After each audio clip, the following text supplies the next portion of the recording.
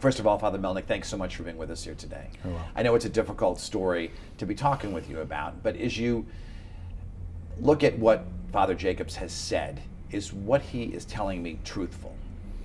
It apparently seems to be not. I was at a meeting with him and the Archbishop where he admitted to taking money for his personal use from the collection plate. He has been denying that, and I guess now he's saying that he's taking it, but he gave the money to the poor. And you don't believe that to be true? I do not. Where's the money going? Do we know?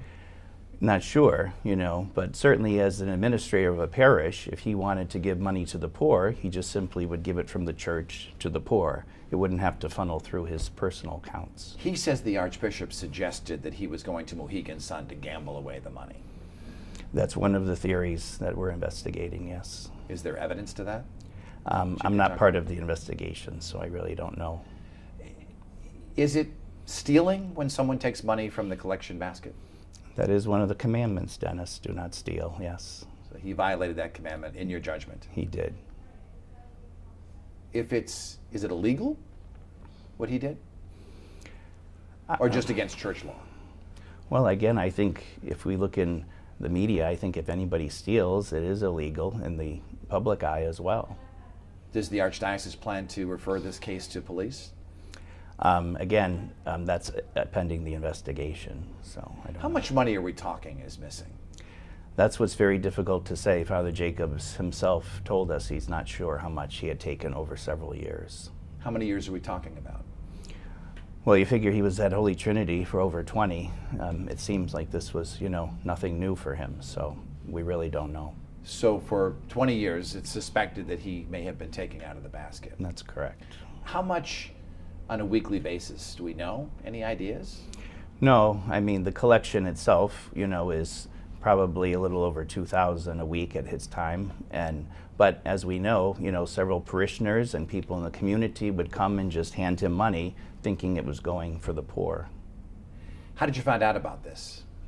The Hartford Police Department contacted the Archdiocese. So they got a tip Apparently. from someone. And what did you do after that? So our Vicar General, Monsignor Shanley, called Father Jacobs into the office to, confront him with these allegations. And then they went over to the Holy Trinity Rectory and, took some of the records and stuff like that, and that's where he admitted to taking funds.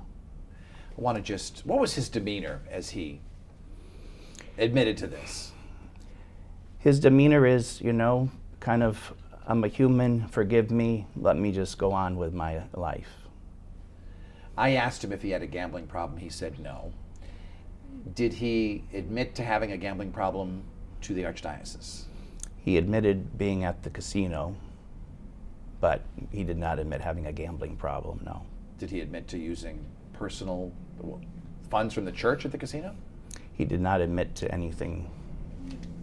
Did he say he was sorry or needed help or anything? He did not say he was sorry. Let me ask you just a couple of things that he did say. He said that the Archbishop, when he accused him of this, showed no mercy, no redemption, and no compassion. And he said that the Archbishop always had it out for him. Oh, that's not true. I mean, certainly, as priests, the Archbishop is our father and our shepherd, and certainly from working with Archbishop firsthand, he certainly has a great care for us, and he's really concerned about Father Jacobs, that he would be taking these funds and not using them, that he'd be using them for personal use. How did you come up with the question about Mohegan Sun specifically? Because he said he was asked if he's using the money at Mohegan Sun. Was there a tip on that, or? Not that I'm aware of. I don't know. I wasn't part of that initial group that met with him when that came up. On a personal level, as a priest, how does it make you feel when you hear that this happened? It makes me feel sad, and again, I think, the church has been accused of hiding things over the years, and, now we're trying to be transparent and coming forth to the parish and saying that there was misuse of funds, and we're being criticized for that too. It's a very difficult thing, but it makes me sad, Some of the parishioners are saying that it's a misunderstanding, he should be forgiven, he was helping the poor. We want him back. What do you say to them? Mm-hmm. Well, again, I think they don't know the full picture in what he says behind closed doors. And what are some of the things that he said behind closed doors that you can reveal? That he is guilty Guilty of stealing. of stealing. Did he use the word stealing? He said he was guilty of taking money, but he didn't take that much. But we have no way of knowing how much. We don't. Judging on how much they collect every week, Mm-hmm. is it safe to say that thousands of dollars has been taken? I would say over the course of time. I mean, every little bit adds up, so Tens of thousands? I really don't know. Will there ever be an answer, do you think? We'll never have the total answer, no. I mean, the forensic accountant is working with the records that we have, but cash is cash, As you know, there's been negative stories about the Catholic Church over the years from various issues, and this is a trust issue for a lot of people. Mm-hmm. What do you say to Catholics across Connecticut who say, how can I trust my priest? Sure, that's a great question. And again, it just pains me that we have to go through circumstances such as these. But I think, again, by putting this out there, by being transparent, we're showing that the Church is trying to be proactive to protect not only, our parishioners, but also their monetary funds. Can Father Jacobs be trusted?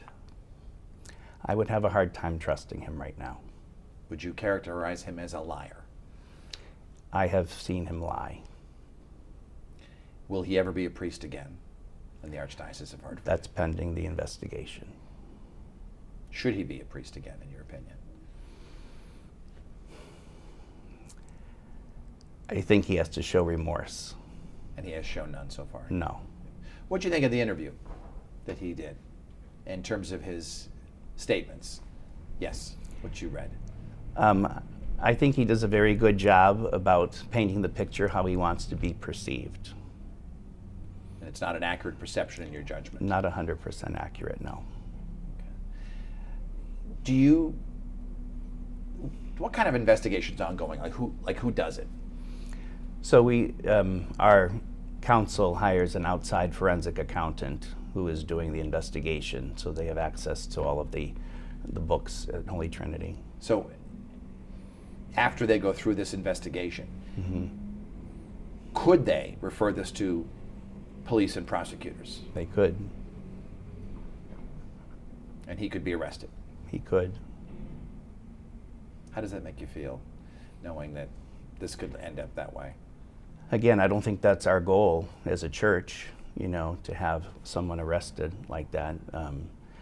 Again, it's just a very disheartening feeling from within, because again, a priest is someone who we looked for, represents God, and this has sort of been a very much a betrayal, as much to the parishioners as much to the Archdiocese. Very good. Father Melnick, thanks so much for being with us here today. I appreciate it. Thank you.